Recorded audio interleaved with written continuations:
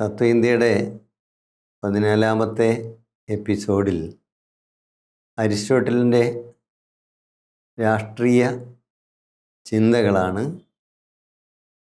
അവതരിപ്പിക്കാൻ ഉദ്ദേശിക്കുന്നത്. അരിസ്റ്റോട്ടലിൻ്റെ രാഷ്ട്രീയ ചിന്തകൾ എക്കാലത്തും പ്രസക്തമായ അന്വേഷണങ്ങളുടെ അവഗ്രഥനങ്ങളുടെ സമാഹാരമാണ് എന്നത് പൊതുവിൽ എല്ലാവർക്കും അറിയാവുന്ന കാര്യമാണ്. അരിസ്റ്റോട്ടിൽ മുന്നോട്ട് വെച്ച രാഷ്ട്രീയ ചിന്തകളുടെ പരിമിതികൾ നിലനിൽക്കുമ്പോൾ തന്നെ വളരെ സാധ്യതയുള്ള അന്വേഷണങ്ങൾ അദ്ദേഹം മുന്നോട്ട് വയ്ക്കുകയുണ്ടായി. പ്ലാറ്റോയുടെ ശിഷ്യനെന്ന നിലയിൽ അദ്ദേഹം പ്ലാറ്റോയുടെ വിമർശകൻ കൂടിയായിരുന്നു. അങ്ങനെ മുന്നോട്ട് വെച്ച വിമർശനങ്ങളിൽ പ്രധാനപ്പെട്ട ഒന്ന് പ്ലാറ്റോയുടെ റിപ്പബ്ലിക്കിൽ നിയമം ഇല്ല എന്നതായിരുന്നു. നിയമവാഴ്ചയില്ലാത്ത തികച്ചും സാങ്കല്പികമായിട്ടുള്ള ഭാവനാത്മകമായിട്ടുള്ള ഒരു റിപ്പബ്ലിക്കാണ് എന്ന വിമർശനം അന്നു മുതൽ ഇന്ന് വരെയും പ്ലാറ്റോ നേരിടേണ്ടി വന്നിട്ടുണ്ട്. അതേസമയം അരിസ്റ്റോട്ടിൽ അതുകൊണ്ട് തന്നെ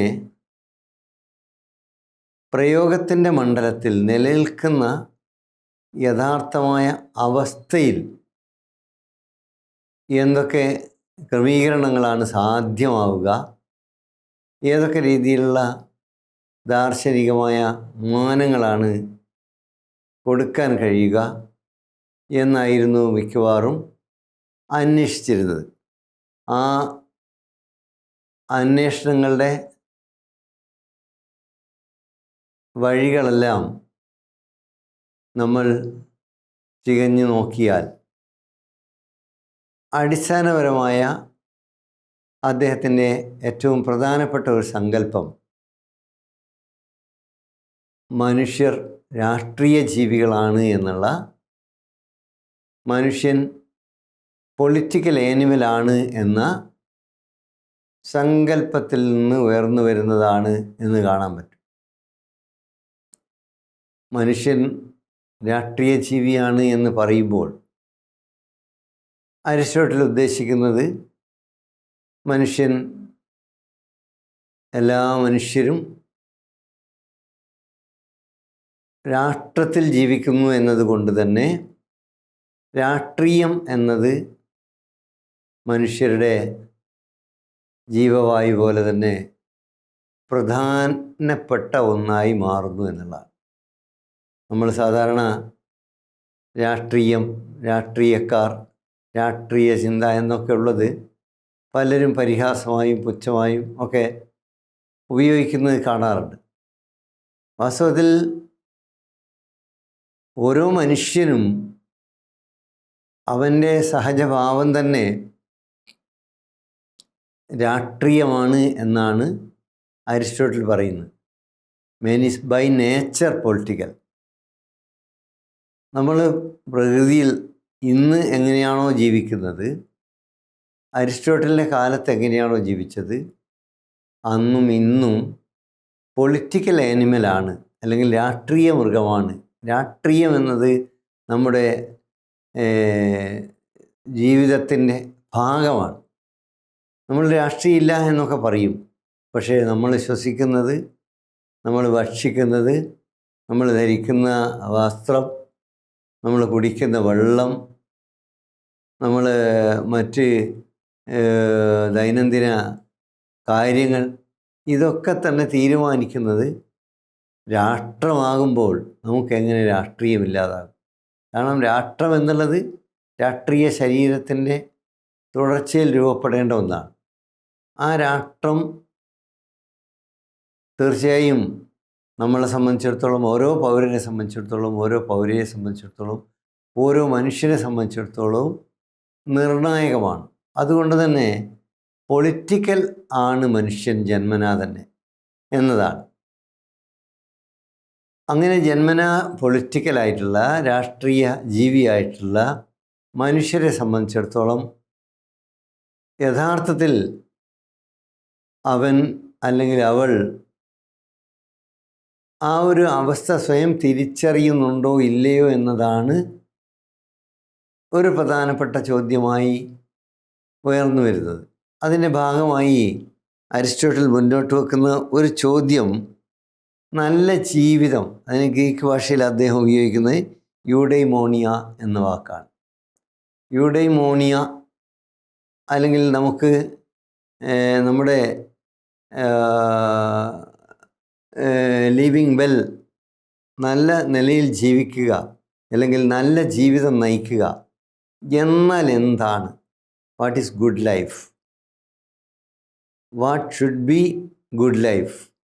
ഇതൊരു പ്രധാനപ്പെട്ട ചോദ്യമാണ്. നമ്മുടെ നല്ല ജീവിതം എന്നുള്ളത് എന്താണ്? യൂഡൈമോണിയ എന്നത് എന്താണ് എന്ന് ഗ്രീസിൽ, പ്രാചീന ഗ്രീസിൽ അരിസ്റ്റോട്ടിൽ ചോദിച്ച അതേ ചോദ്യമാണ് വാസ്തവത്തിൽ ഇന്നും നമുക്ക് നമ്മളോട് തന്നെ ചോദിക്കാനുള്ളത്, നമ്മുടെ രാഷ്ട്രത്തോട് ചോദിക്കാനുള്ളത്.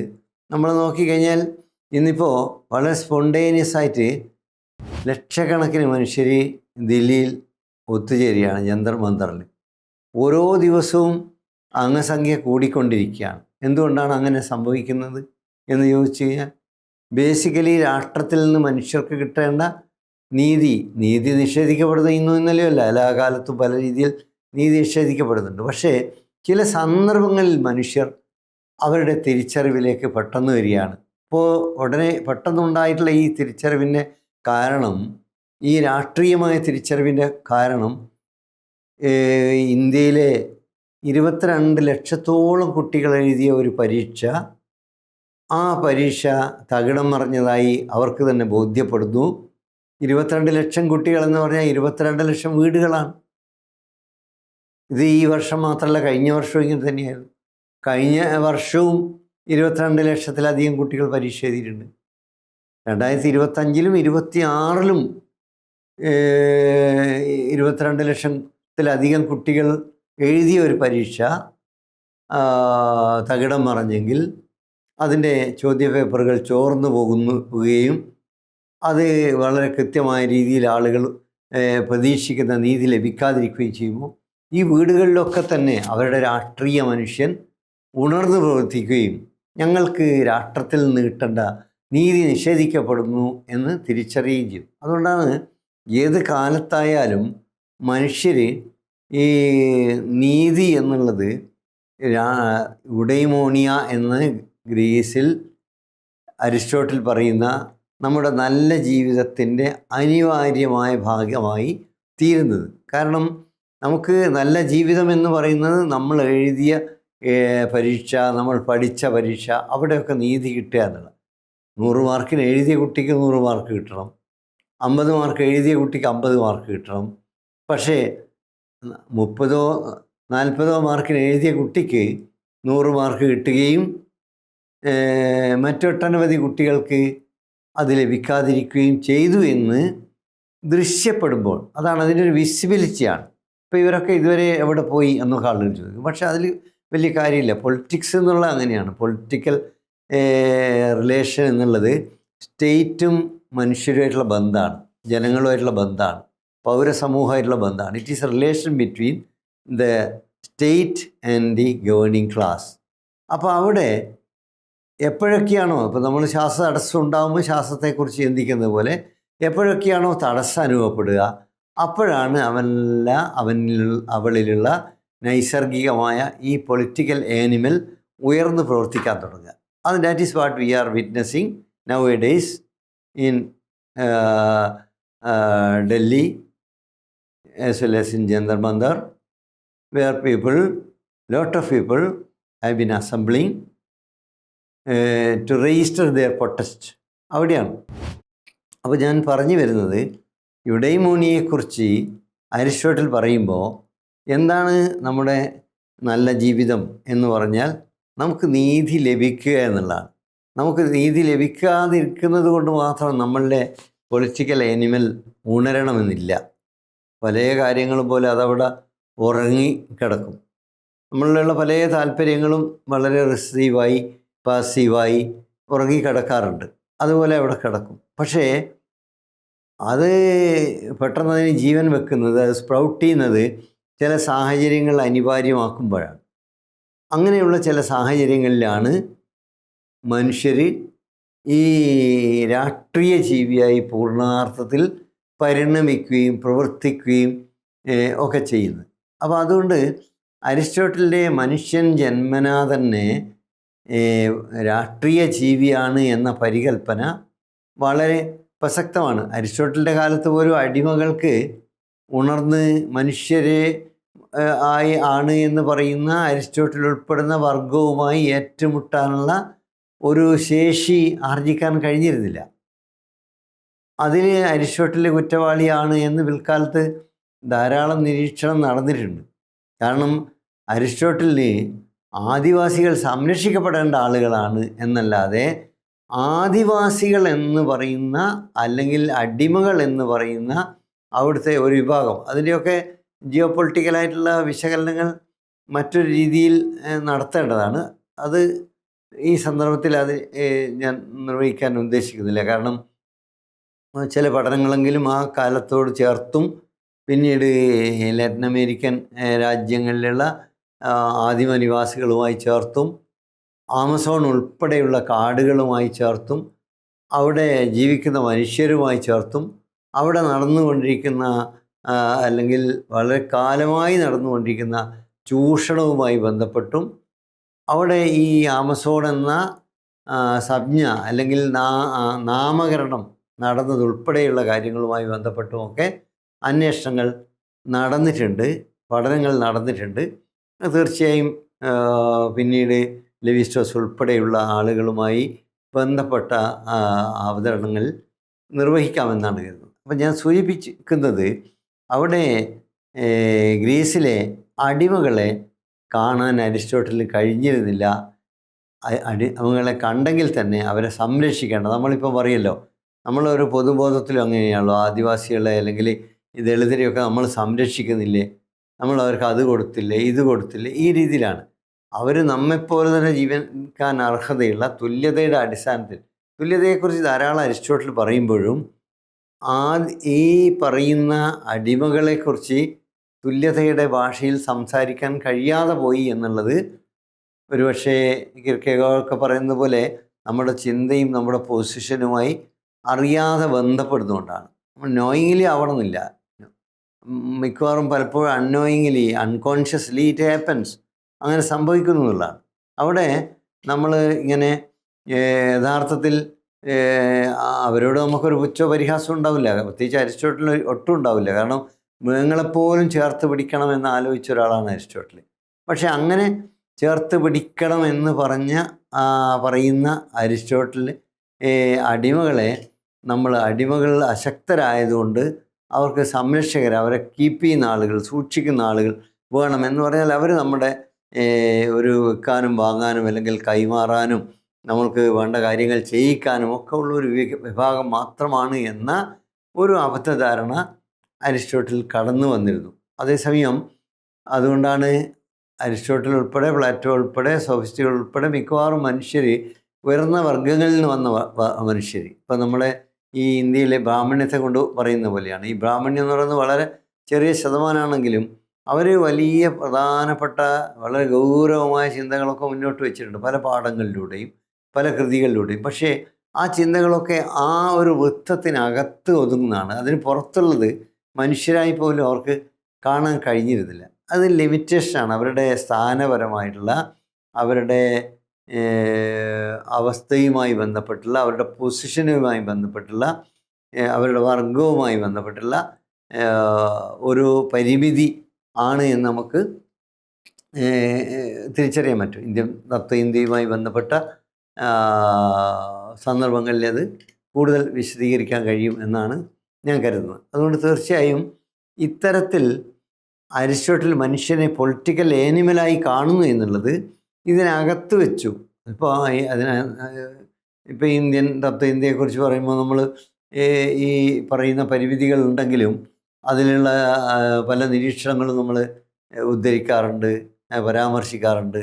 കാരണം അത് ചില സന്ദർഭങ്ങളിൽ ചില സാഹചര്യങ്ങളിൽ ഇപ്പം ഭാഷാശാസ്ത്രവുമായി ബന്ധപ്പെട്ട് വാക്യപതിയും മുന്നോട്ട് വെക്കുന്ന ചില കാര്യങ്ങൾ, അല്ലെങ്കിൽ അതുപോലെ മറ്റ് പല സന്ദർഭങ്ങളിലും പല കൃതികളിലും മുന്നോട്ട് വെക്കുന്ന ചില കാഴ്ചപ്പാടുകളൊക്കെ തന്നെ ആ വർഗത്തിനകത്ത് അല്ലെങ്കിൽ ആ വിഭാഗത്തിനകത്ത് പരിമിതപ്പെടുമ്പോൾ പോലും അതിന് ചില കാര്യങ്ങളിലെങ്കിലും മറ്റ് മനുഷ്യരോടോ അല്ലെങ്കിൽ മറ്റ് സമൂഹങ്ങളോടും ഒരു തരത്തിലുള്ള സാർവത്രികമായ മാനങ്ങൾ ഉണ്ടാവുകയും ചെയ്യും.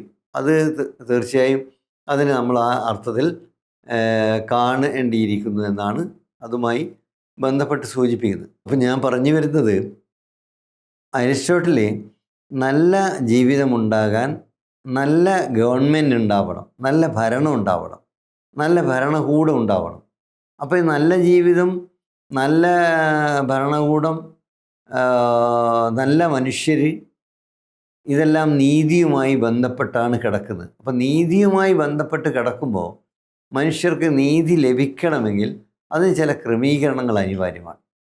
ആ നീതിയെ സംബന്ധിക്കുന്ന ക്രമീകരണങ്ങൾ നടത്താൻ എന്താണ് ഓരോ നാട്ടുരാജ്യവും ചെയ്തുകൊണ്ടിരിക്കുന്നത് എന്ന കാര്യം അരിസ്റ്റോട്ടിൽ വസ്തുനിഷ്ഠമായി പഠിക്കാനുള്ള ശ്രമം നടത്തിയിട്ടുണ്ട്. അത് ഞാൻ മുമ്പ് സൂചിപ്പിച്ചതുപോലെ 158 നാട്ടുരാജ്യങ്ങളിലെ ഭരണക്രമം അദ്ദേഹം ശേഖരിക്കുകയും പഠിക്കുകയും ചെയ്തതായാണ് തത്വചിന്തയുടെ ചരിത്രരേഖകളിൽ നമുക്ക് കാണാൻ കഴിയുന്നത്. 158. ഇപ്പം നമ്മുടെ കേരളത്തിൽ തന്നെ എത്ര നാട്ടുരാജ്യങ്ങളുണ്ടായിരുന്നു? അതുപോലെ ഗ്രീസിൽ ആ കാലത്തുണ്ടായിരുന്ന ചെറിയ ചെറിയ പോലീസ് എന്ന് പറയുന്ന, സിറ്റി സ്റ്റേറ്റ് എന്ന് പറയുന്ന ചെറിയ ചെറിയ നഗരങ്ങൾ, പ്രത്യേകിച്ച് യൂറോപ്യൻ കോണ്ടിനെൻ്റിൻ്റെ ഭാഗമായി നിലനിൽക്കുന്ന ഈജിപ്ത് ഉൾപ്പെടെയുള്ള ഭാഗങ്ങളിൽ നിലനിൽക്കുന്ന നാട്ടുഭരണങ്ങൾ എങ്ങനെയാണ് നിർവഹിക്കുന്നത് എന്ന് അദ്ദേഹം നോക്കിക്കാണുകയും കണ്ടുപഠിക്കുകയും അവിടെ നിലവിലുണ്ടായിരുന്ന ഭരണക്രമങ്ങൾ ശേഖരിക്കുകയും അങ്ങനെ എത്തിച്ചേർന്ന ഒരു നിഗമനമാണ് കോൺസ്റ്റിറ്റ്യൂഷണൽ റൂൾ എന്നുള്ളത്. ഭരണഘടനാപരമായ ഒരു റൂള്, ഒരു ഭരണം.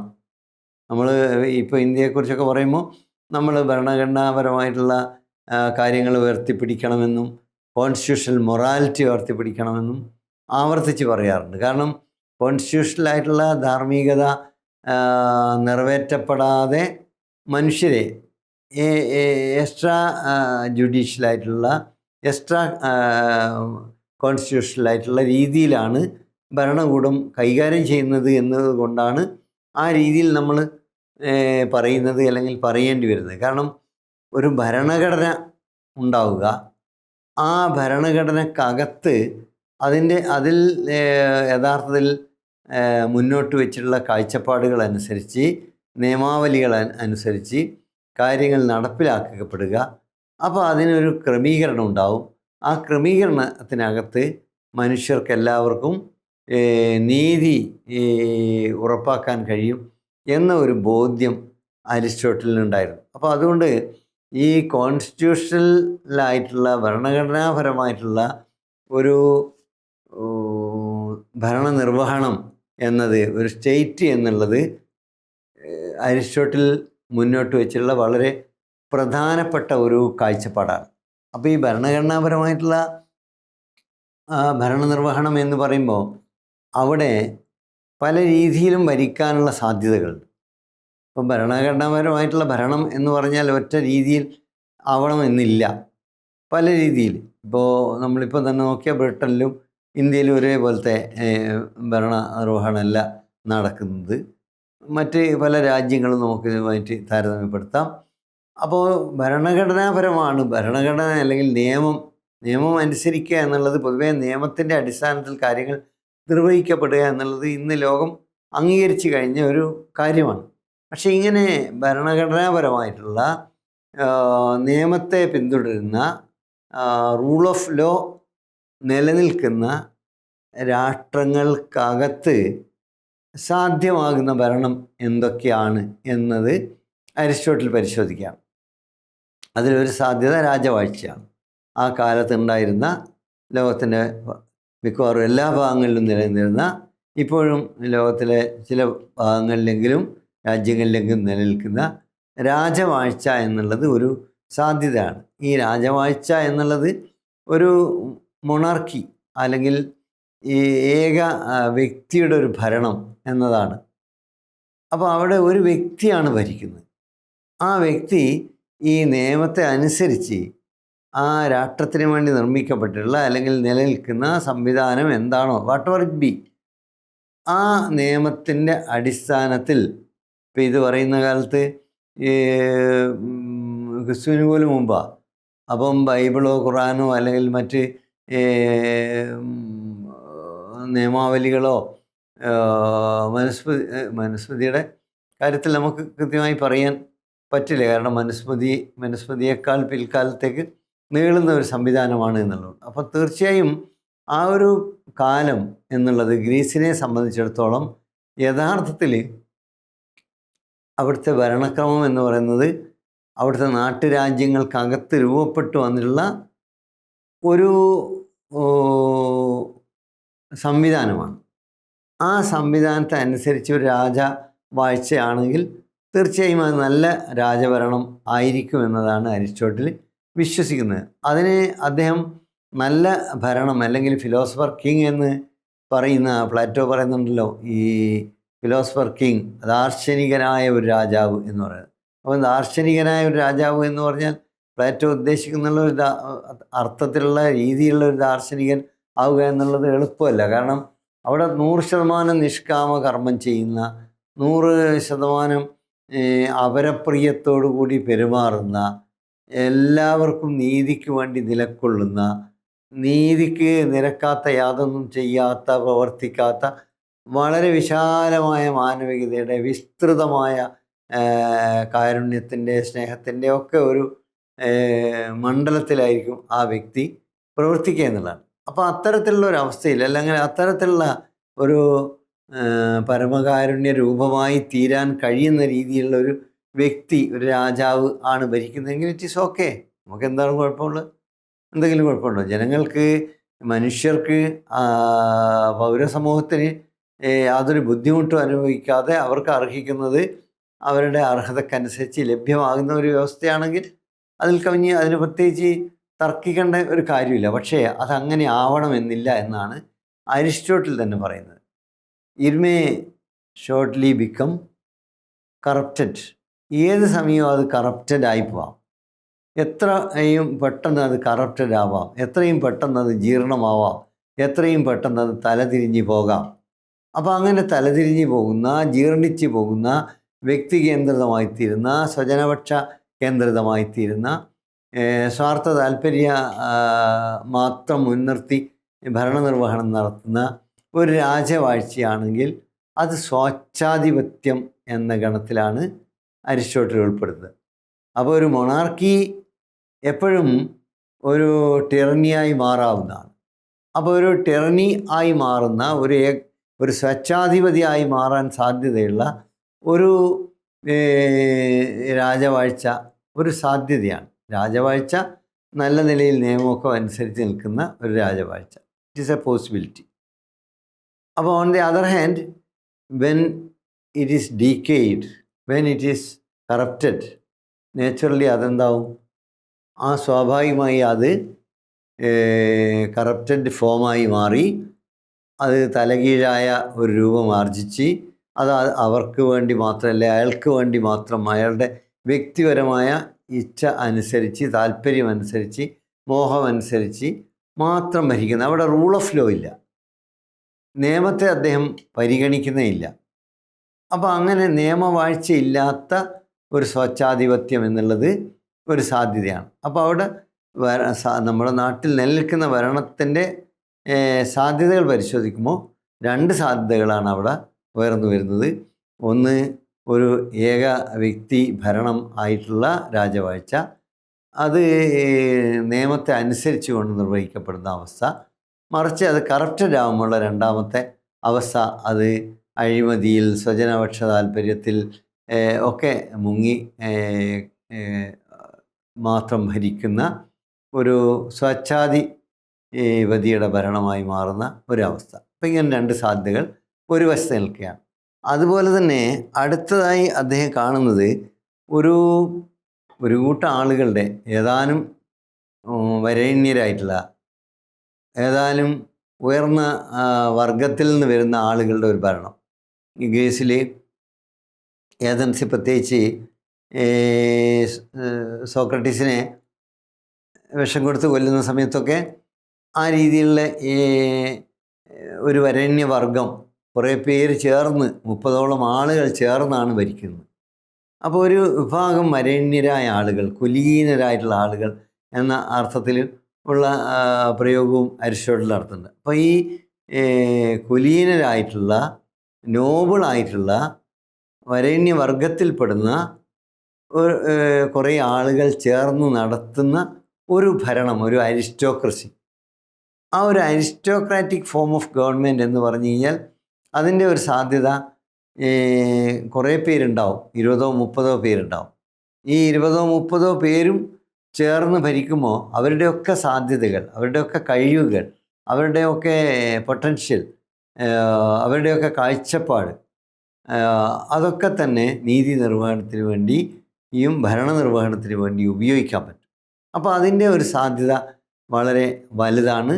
അതും ഒരു സാധ്യതയാണ്, നമ്മുടെ സാധ്യമാവുന്ന പോസിബിൾ ഫോംസ് ഓഫ് ഗവൺമെൻറ് എന്ന രീതിയിലാണ് ഇതിനെ കാണുന്നത്. അപ്പോൾ ഒരു സാധ്യതയാണ്. ഇപ്പം നമ്മളിപ്പോൾ ഒരു മന്ത്രിസഭ എന്ന് പറയുമ്പോൾ കുറേ പേർ ചേർന്നാണല്ലോ. ഇപ്പം നിലവിൽ പോലും ഈ കുറേ പേർ ചേർന്നുള്ള മന്ത്രിസഭാ യോഗം ചേർന്ന് മാത്രം തീരുമാനം പ്രഖ്യാപിക്കുന്നത് എന്തുകൊണ്ടാണ്? കാരണം അവർക്കൊക്കെ വ്യത്യസ്തമായ അഭിപ്രായം ഉണ്ടാവും. ഇപ്പം നമ്മൾ നിയമം നടപ്പിലാക്കുകയാണെങ്കിൽ, PMC നടപ്പിലാക്കുകയാണെങ്കിൽ, മറ്റെന്തെങ്കിലും ഒരു പ്രത്യേക നിയമം നടപ്പിലാക്കുകയാണെങ്കിൽ അവരെല്ലാം കൂടിയിരുന്ന് ചർച്ച ചെയ്ത് ഒരു തീരുമാനത്തിലെത്തുകയാണ്. Why should it happen or why shouldn't it happen? എന്തിനെ സംഭവിക്കണം അല്ലെങ്കിൽ എന്തിനെ സംഭവിക്കാതിരിക്കണം? എന്തിനത് നമ്മൾ നിയമമാക്കി നടപ്പിൽ വരുത്തണം, അല്ലെങ്കിൽ എന്തിന് അത് നിയമമാക്കി നടപ്പിലാക്കാതിരിക്കണം, എന്തിന് സ്വീകരിക്കണം, എന്തിന് തിരസ്കരിക്കണം? ഈ രീതിയിൽ എല്ലാവരും ചുറ്റും ഇരുന്ന് വാസ്തവത്തിൽ ചർച്ച ചെയ്ത് തീരുമാനം എടുക്കുമ്പോഴുള്ളൊരു സാധ്യത. അപ്പോൾ അത് അരിസ്റ്റോക്രസിയിലെ ഒരു സാധ്യതയാണ് എന്ന രീതിയിലാണ് അരിസ്റ്റോട്ടിൽ കാണുന്നത്. പക്ഷേ ഇതും എന്ത് ചെയ്യാം? ഇത് സോക്രട്ടീസ് പറയുന്ന പോലെ കറപ്റ്റഡ് ആവാം. ആൾ 30 പേരുണ്ട്, അല്ലെങ്കിൽ 20 പേരുണ്ട്, അല്ലെങ്കിൽ 15 പേരുണ്ട്, ഇനി 50 പേരുണ്ട്, ഇതിനേക്കാൾ കൂടുതൽ പേരുണ്ട്. എല്ലാവരും ഒരുപോലെ അഴിമതിക്കാരോ തട്ടിപ്പ് വീരന്മാരോ അല്ലെങ്കിൽ മറ്റ് സ്വജനപക്ഷ താല്പര്യക്കാരോ ഒക്കെ ആവുകയാണെങ്കിൽ അവിടെ എന്താണ്? ഇപ്പോൾ പൊള്ളോക്കൊക്കെ പറയുന്നത് പിന്നെ ഒരാൾ അല്ലെങ്കിൽ ഒരു കൂട്ടം ആൾ എന്നുള്ളതല്ല, സ്വജനപക്ഷ ഭരണകൂടം എന്നുള്ളതാണ് ഈ റേഷ്യൽ ഫിലോസഫിയുടെ ഒരു പ്രധാന പ്രശ്നമാണ്. കാരണം റേഷ്യലായിട്ടുള്ള വംശീയവാദ കേന്ദ്രിതമായിട്ടുള്ള ഭരണകൂടങ്ങൾ വരുമ്പോൾ അവിടെ സ്വജനം എന്ന ഒരു നെപ്പോട്ടിസ്റ്റിക് ആയിട്ടുള്ള കാഴ്ചപ്പാട് മാത്രമായിരിക്കും. കാരണം സ്വജനത്തിന് പുറത്തുള്ള ജനമൊക്കെ പുറത്താണ്. അപ്പോൾ അവരെ പുറത്ത് നിർത്തി അവരെ എക്സ്ക്ലൂഡ് ചെയ്ത് ഭരിക്കുക എന്നുള്ളത് അതിൻ്റെ ഒരു സ്വാഭാവികമായിട്ടുള്ള പ്രവർത്തന ശൈലിയായി മാറും. അപ്പോൾ ആ രീതിയിൽ പിന്നെ ഉള്ള ഒരു കറപ്റ്റഡ് ആവുന്ന അരിസ്റ്റോക്രസിയെക്കുറിച്ചും അരിസ്റ്റോട്ടിൽ പറയുന്നുണ്ട്. അപ്പോൾ അത്തരത്തിലുള്ള ഒരു അരിസ്റ്റോക്രസി അത് കറപ്റ്റഡ് ആകുമ്പോൾ അവിടെ എന്തായി? നെപ്പോട്ടിസ്റ്റിക്കായി. ഈ നെപ്പോട്ടിസ്റ്റിക്കായിട്ടുള്ള സ്വജനപക്ഷപാതപരമായിട്ടുള്ള ഈ ഭരണത്തെയാണ് അരിസ്റ്റോട്ടിൽ ഓളിഗാർക്കി എന്ന് പറയുന്നത്. ഈ ഓളിഗാർക്കി എന്ന ഇതിനെ തന്നെയാണ് ഇന്ത്യൻ കോൺടെക്സ്റ്റിൽ അംബേദ്കർ പല സന്ദർഭങ്ങളിലും അനിഹിലേഷൻ ഓഫ് കാസ്റ്റ് ഉൾപ്പെടെയുള്ള പല സന്ദർഭങ്ങളിലും എടുത്ത് പ്രയോഗിക്കുന്നത്. കാരണം ഓളിഗാർക്കി എന്നുള്ള ഇന്ത്യൻ കോൺടെക്സ്റ്റിൽ അംബേദ്കർ പറയുന്നത് അത് ഒരു തരം ബ്രാഹ്മണിക ഭരണകൂടമാണെന്നാണ്. കാരണം വളരെ ന്യൂനപക്ഷമാണ്. Actually they are very less in number compared to other communities or other social sects in India, whereas they rule according to their dictates, according to their determinations, according to their will. അപ്പോൾ അവരുടെ ഇച്ഛാശക്തി, അവരുടെ താല്പര്യം, അവരുടെ മോഹം, അവരുടെ സങ്കല്പം, അവരുടെ കാഴ്ചപ്പാട്, അതാണ് മുഴുവൻ മനുഷ്യർക്ക് മേലും അടിച്ചേൽപ്പിക്കുന്നത്. നൂറ്റാണ്ടുകളായി മനുഷ്യർ ജാതി അടിമത്തം നിർവഹിക്കുന്നു എന്ന് പറഞ്ഞു കഴിഞ്ഞാൽ അവർ ഓരോ മനുഷ്യരും അതിങ്ങനെ നിർവഹിച്ചുകൊണ്ടിരിക്കുകയാണ്.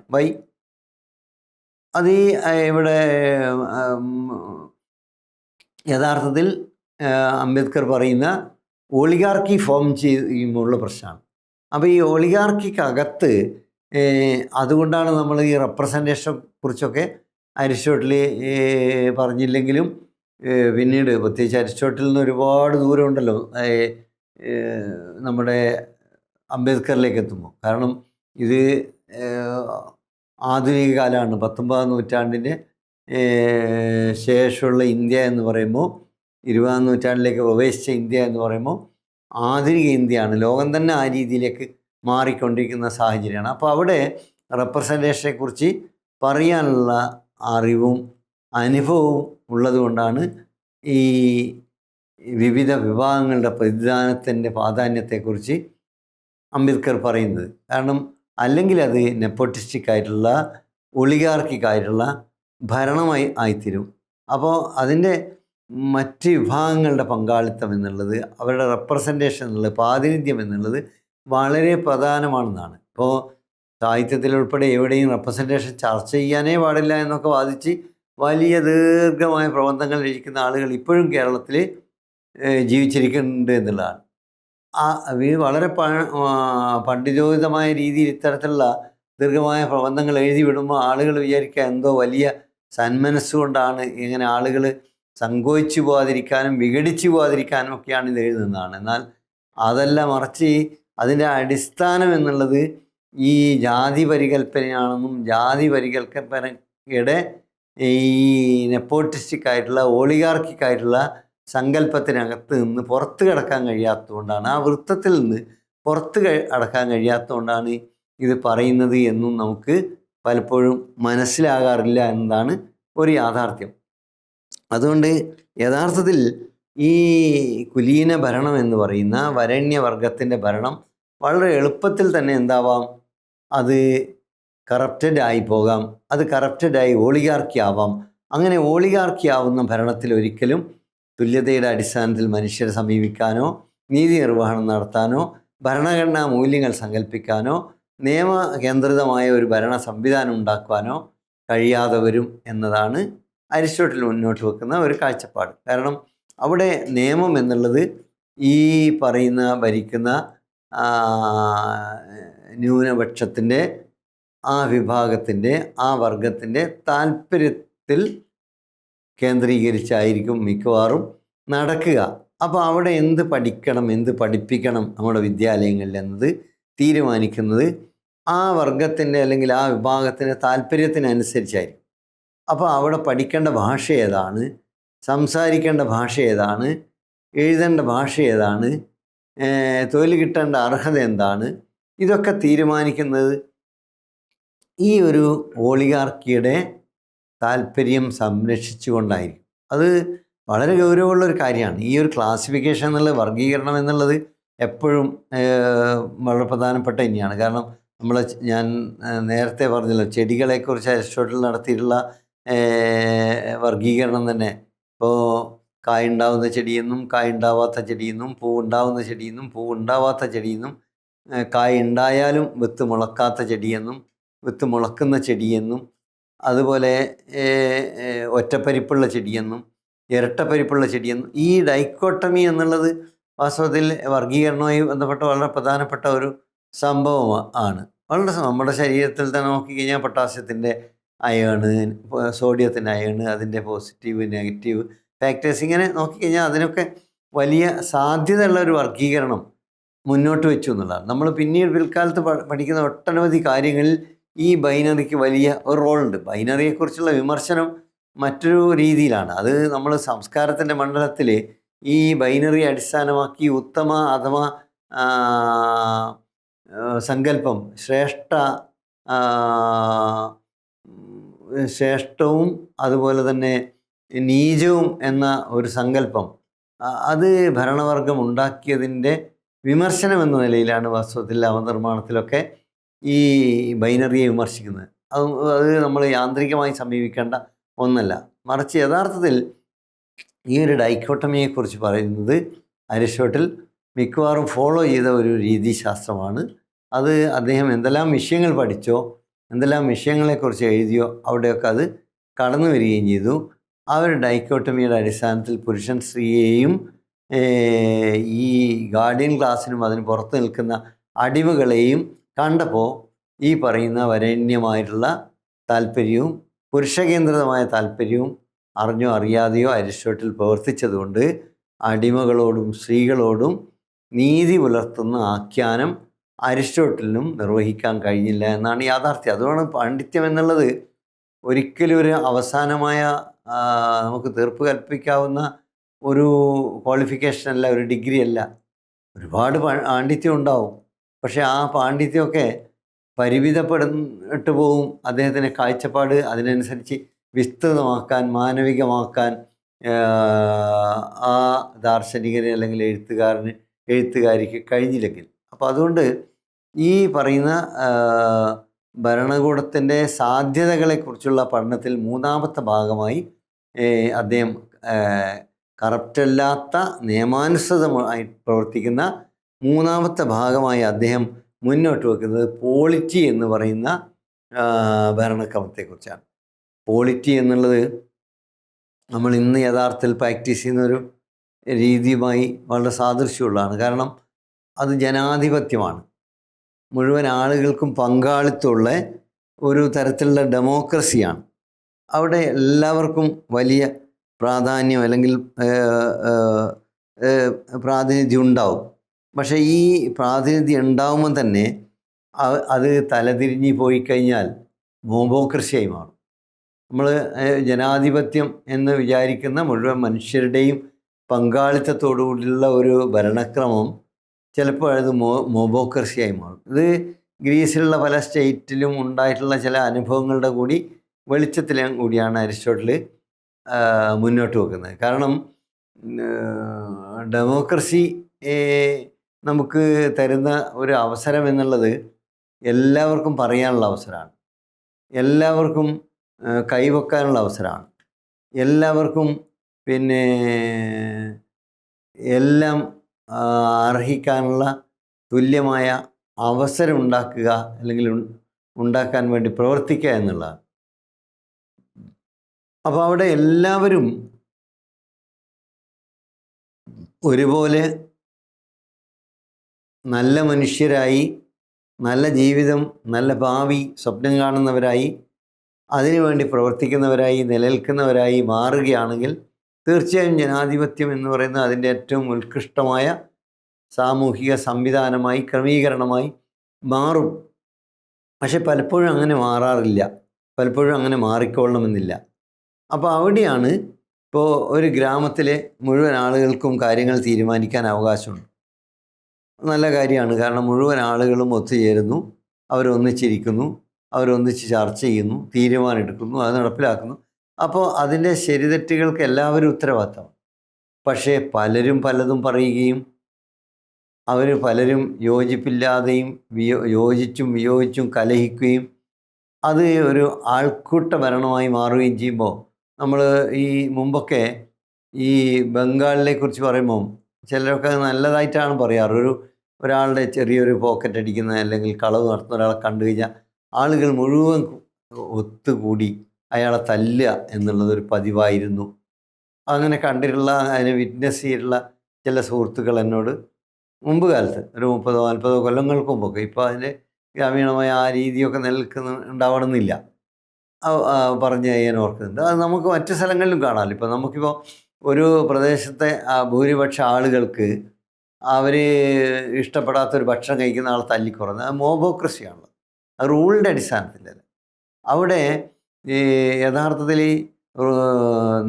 ലോ എന്ന് പറയുന്ന നിലനിൽക്കുന്ന നിയമവ്യവസ്ഥ അനുസരിച്ചോ അതിൻ്റെ നിബന്ധനകൾ പാലിച്ചോ അല്ല, യഥാർത്ഥത്തിൽ ഈ മോബിൻ്റെ, ഈ ആൾക്കൂട്ടത്തിൻ്റെ ഒരു അപ്പോഴുള്ള